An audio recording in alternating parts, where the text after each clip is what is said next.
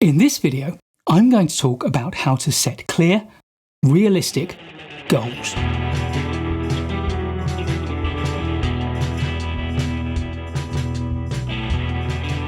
Goal setting is really important.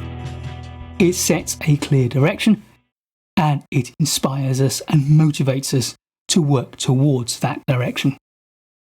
It's a strong basis for planning and therefore helps us to build more robust plans and approaches to delivering what we want, and it therefore provides a way to measure progress towards the goal.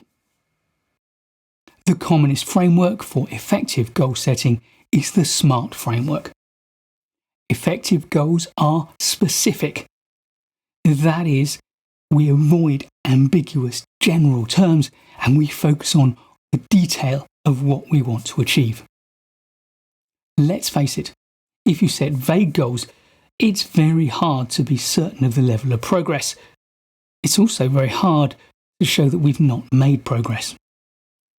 If, however, our goals are clear and well defined, we can measure our progress precisely against it. And indeed, if our goals are measurable, that is, they come with numerical metrics, we can be very precise indeed about measuring our progress towards them. Goals also need to be achievable. They need to be things that we can do realistically with the resources, the time, and the people and the materials that we have available to us. If you set people goals that are not realistic, then they become demotivated. However, many people are also demotivated by goals that are just too simple. So, A does not just stand for achievable, it also stands for audacious.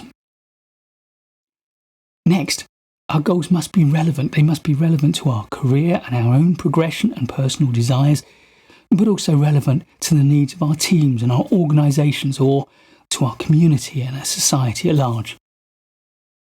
And finally, good goals set a time bound.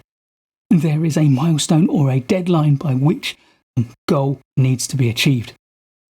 Otherwise, we can just put it off and off and off, and it'll never get done, yet we'll never feel bad about it because we haven't missed the goal if we haven't missed the deadline. Next, let's look at 7 steps to creating clear and realistic goals in a workplace setting. First, you need to understand the organisation's goals and objectives because you need to set individual goals within that context. Those goals need to be relevant to the organisation and contribute to what it's trying to achieve. And we can trickle that down to the function, the department, the team that you're working in as well.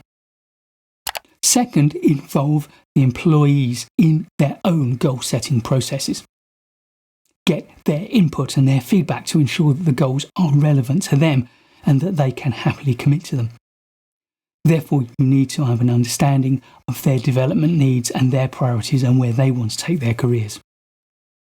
You also need to assess the current situation. Where are they now in their careers? What are their levels of skills and experience and expertise?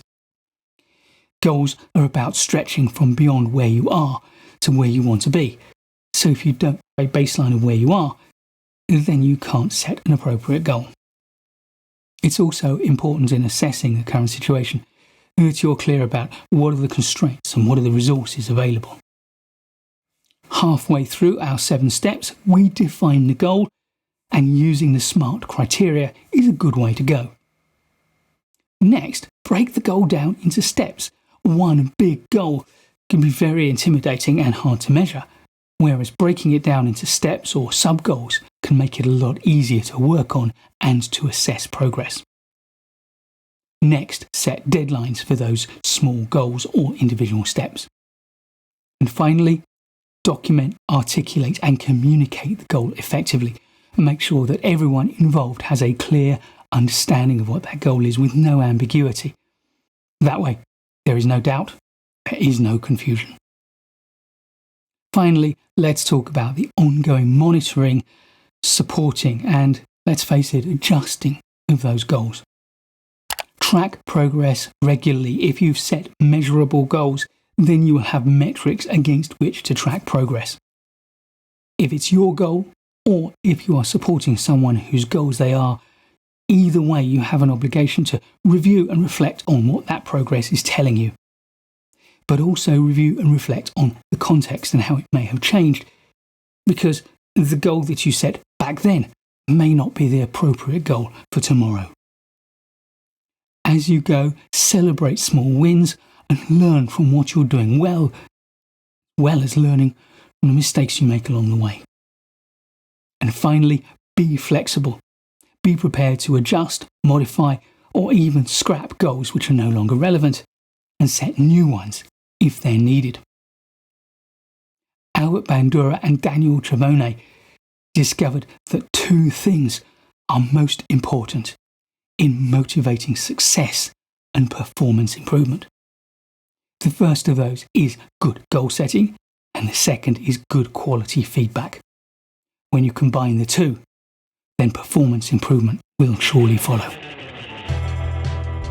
Please do give this video a like if you've enjoyed it or learned from it. I'll be making loads more great management courses videos for you, so please do subscribe to the channel and hit the bell so you don't miss any of them. I look forward to seeing you in the next one, and in the meantime, keep learning.